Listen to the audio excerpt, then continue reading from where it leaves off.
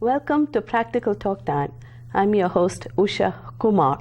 Today I have with me a dear friend of mine and a longtime resident of Danbury, Helga Duethorn. She collects rare Indian fabrics, and she's been doing so from a long time.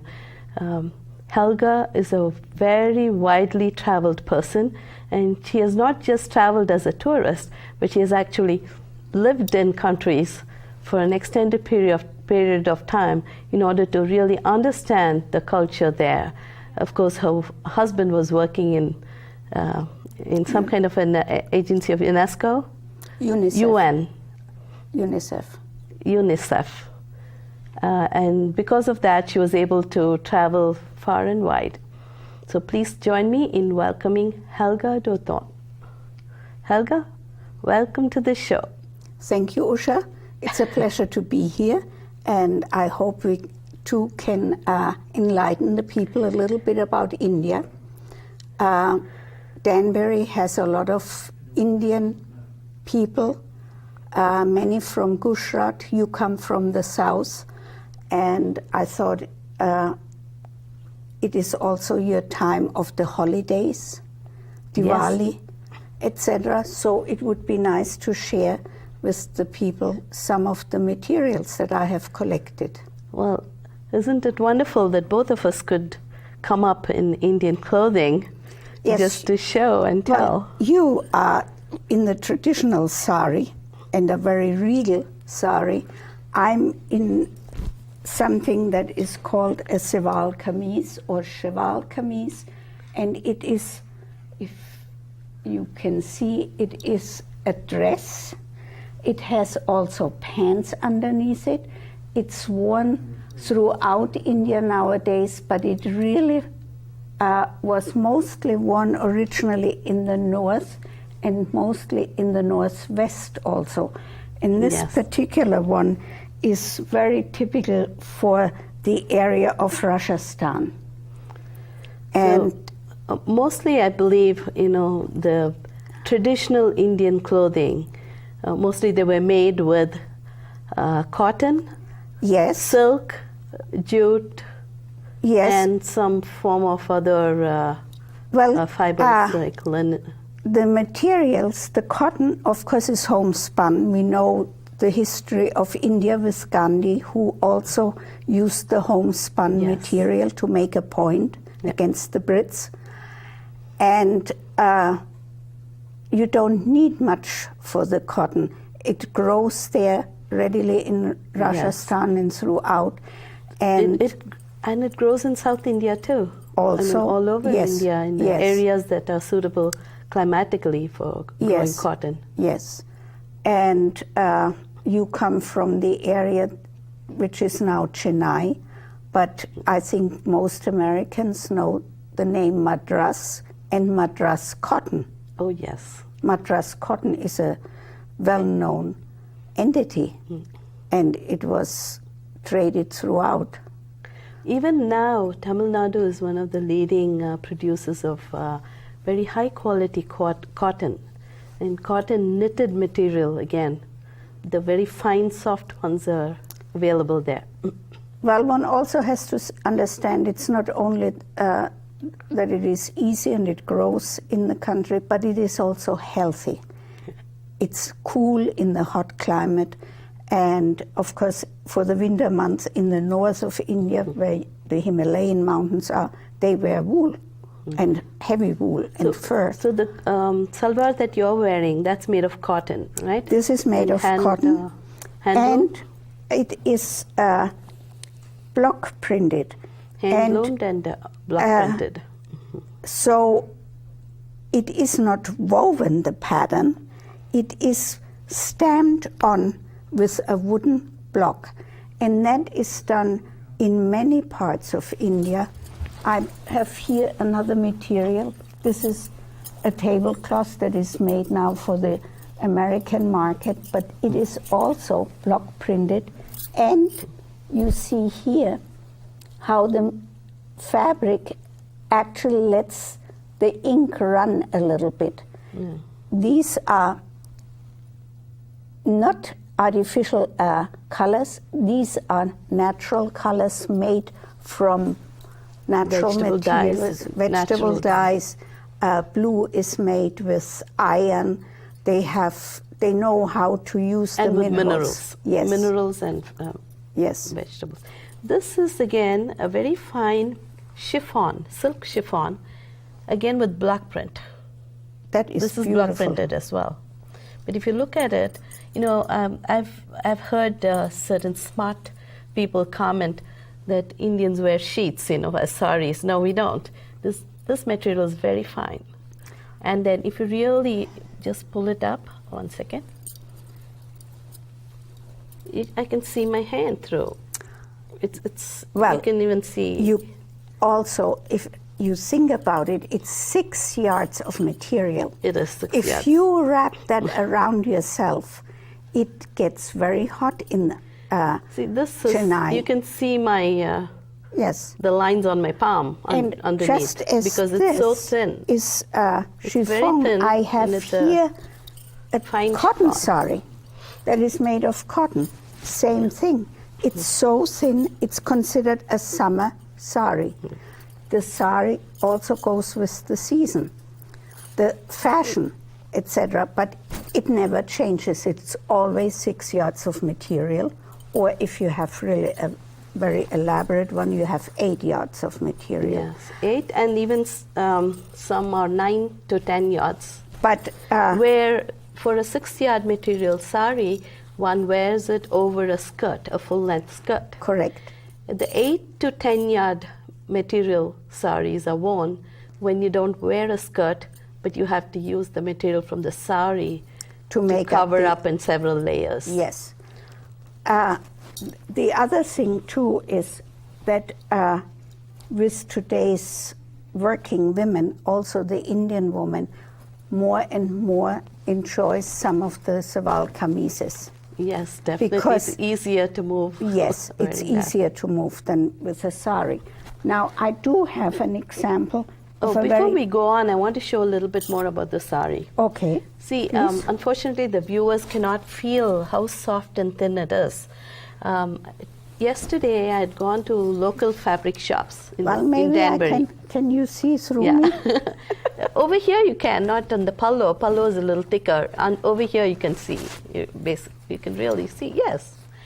So I went to these fabric stores and I was looking to buy about a yard of very fine cotton. I could not find it anywhere here. And I said I could so easily buy one in a bazaar in India.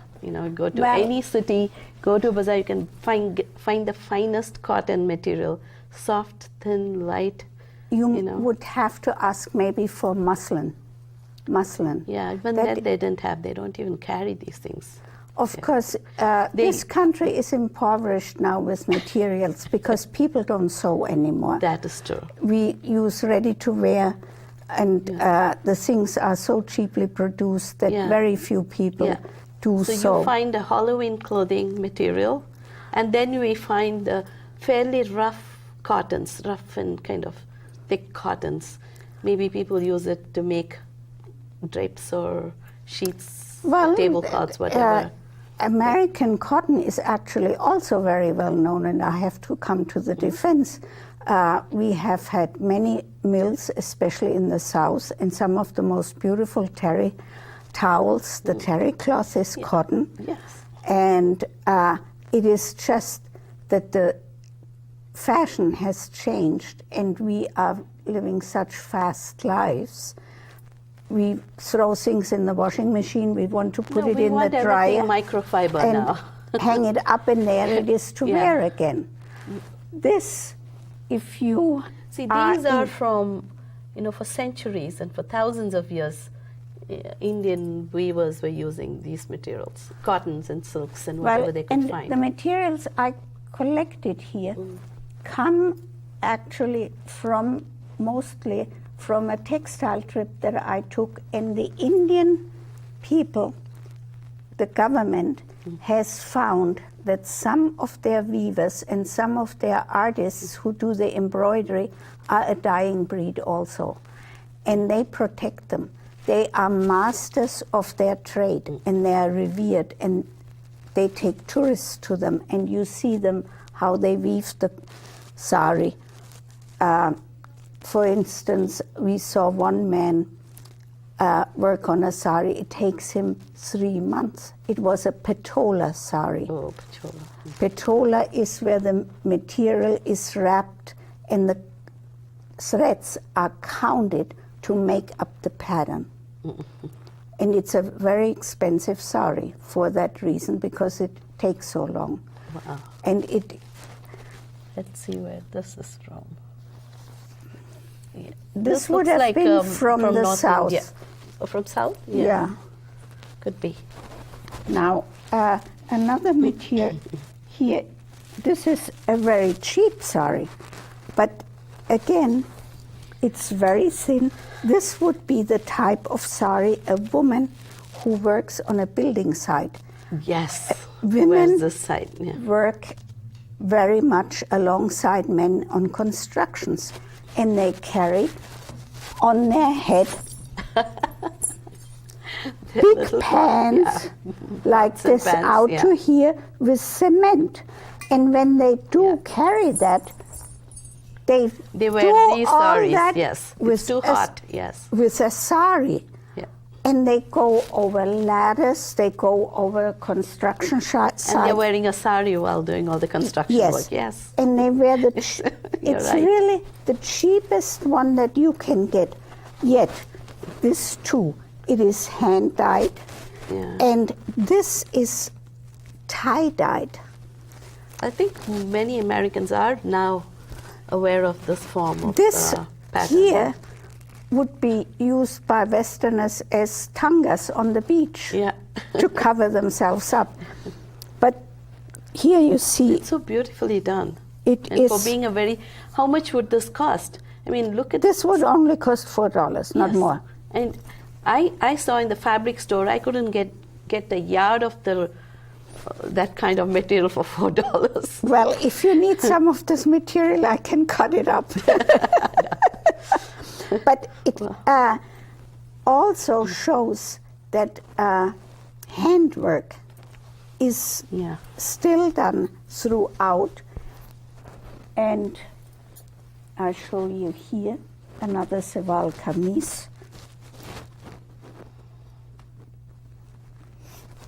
And that is the material that you would like to find in the stores here. This You is lived Muslim. in not in Delhi. This one here Oh, is this is- Lucknow work. Oh, This- the Lucknow work. Okay. This comes from Uttar Pradesh. And we should maybe point out Yeah. that India has many states. It has 32 states. It has 700 dialects.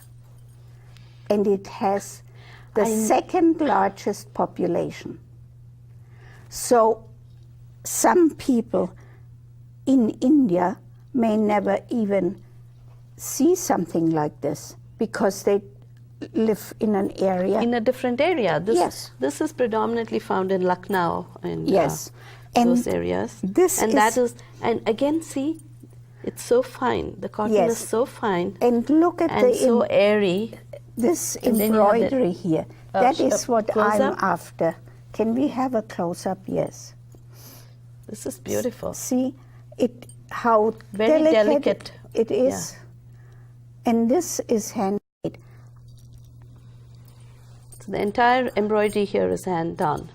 And you wear now, not only the ladies wear these thin materials Yes, and the clothes, men wear the kurtas, the men too. jibbas and See? kurtas. Yeah, And this is a little bit more a silk you would one. hold it up like that. Yeah. And it is one size fits all. It is amazing. And nowadays, I found they do have small, medium, and large. In, Well, in because these jibbas.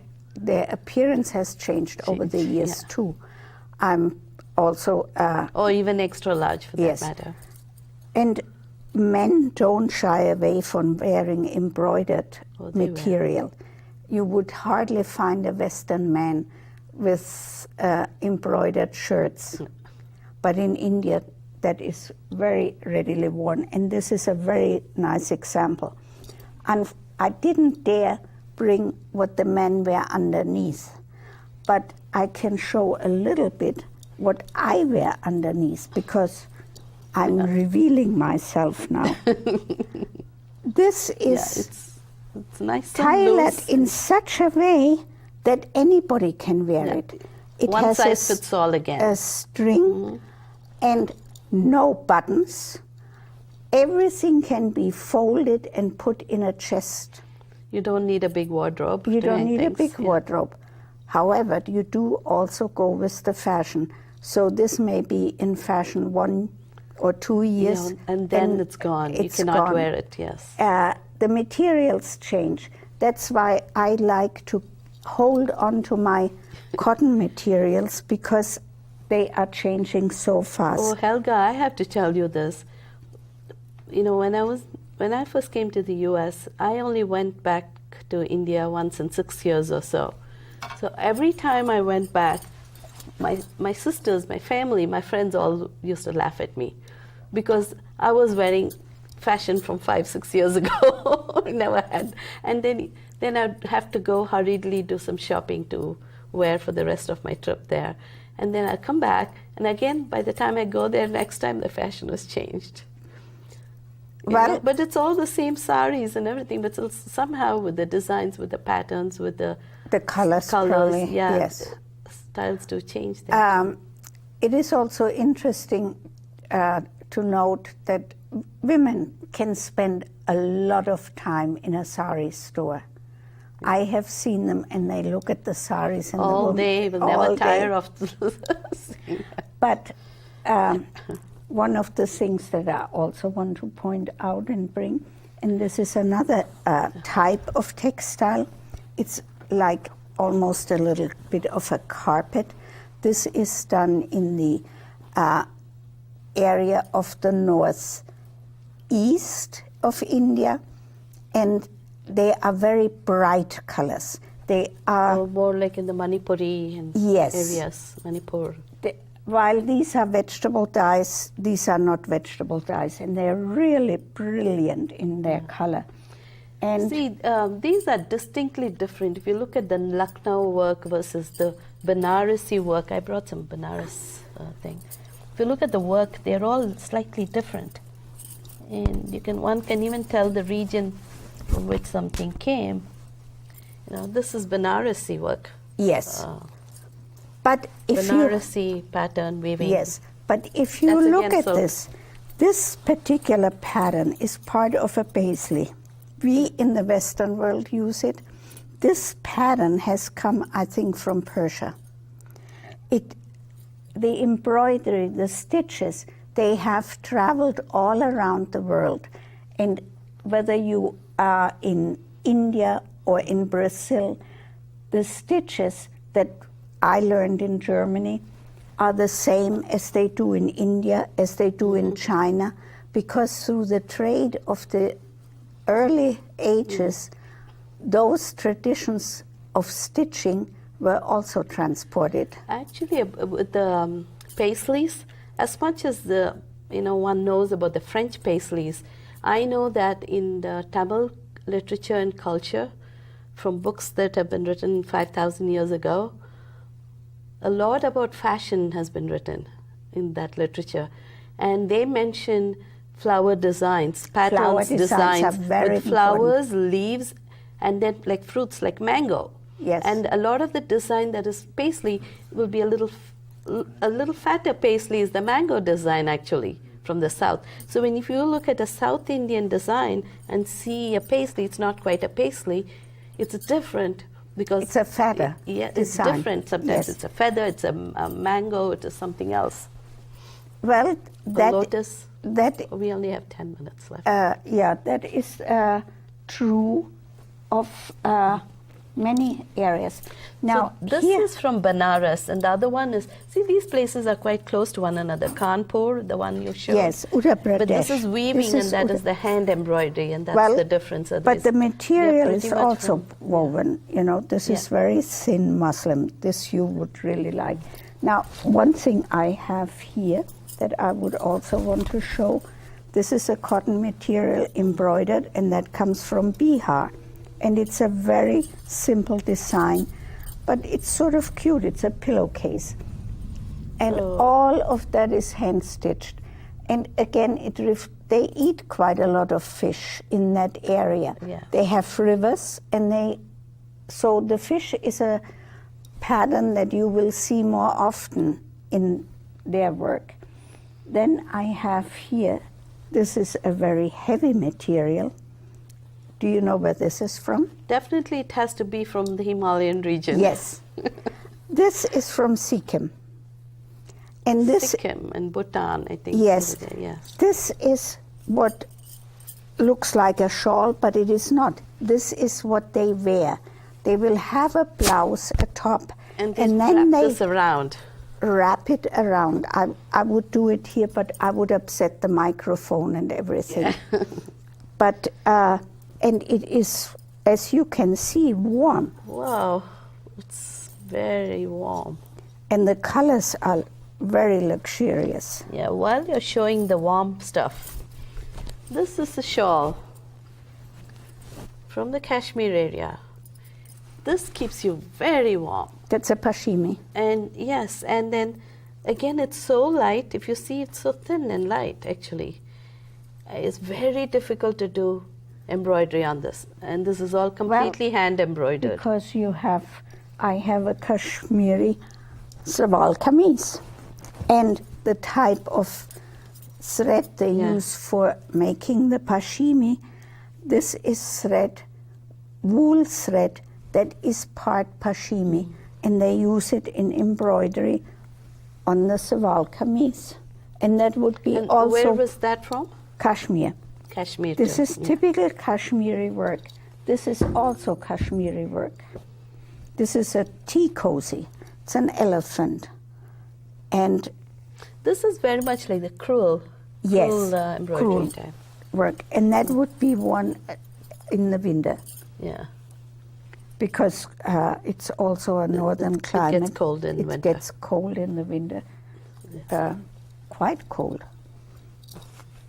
And in the Gujarat area and in the Rajasthan, it gets also cold. And they make a material that's almost like a carpet pattern, and this would be something, again, a man this is would lined. wear. This is lined. a vest that a man wears over a shirt. Okay. And this is, again, And the is same- woven? That Oh, is this is all woven. weaving. And yes, Yeah, it looks It's- almost like embroidery, but it's... no, it's woven, and the mirrors are made into it, and this would be a shawl that women wear, even in Delhi in the winter. You will see women wear this over their sari Ah, to keep warm. I know, this is very typical, the colors, the Yes. patterns Yes, of that particular region. and of course we And have note it these here. little I think, see, this way. backside. Ah, this It has all the it has mirrors. mirror work. Now And the- that must be from Rajasthan. Generally, they have mirrors Yes, there. yes. Yeah. And it's a certain area of Rajasthan, and you can also see here another piece of Rajasthan work, and here they have some real golden thread woven into it. Oh, This is wool. That is, again, in the winter you wear that. I know, this is beautiful. Now And it feels so warm just touching it. This is again a cotton material that is woven that? in the ikat fashion. See, That looks a bit like an Andhra Pradesh pattern. this Where is did you get this? also in India. It's an which- example where the man made the patola sari. Oh, okay. They count the threads to do this type of work. But this is beautiful. I think this is from Andhra Pradesh. They this type of do design. this work also in Indonesia and in other parts of Asia. It's called ikat. And it is very It's so intricate. People would think it's a print or something. It's not. It's all weaving. It's all weaving. We only have 2 minutes left. Well, we have to go to India another time. There is, now, you can also, if you sew yourself and you want to make a Seval kameez, you can buy already embroidered pieces to make the front of a dress. Oh, yes, okay. You see? So you can get patches of yes. material with embroidery. People do that embroidery. And then you just attach it to whichever garment you want to make. Yes. That's beautiful. Oh, my God. And then so much intricate work. But not least, Helga, once upon a time, you did a great job collecting these, because now with all the labor rates going up, this is quite an investment. Even the shoes are hand sewn. See the leather work? Yeah. It's embroidered with.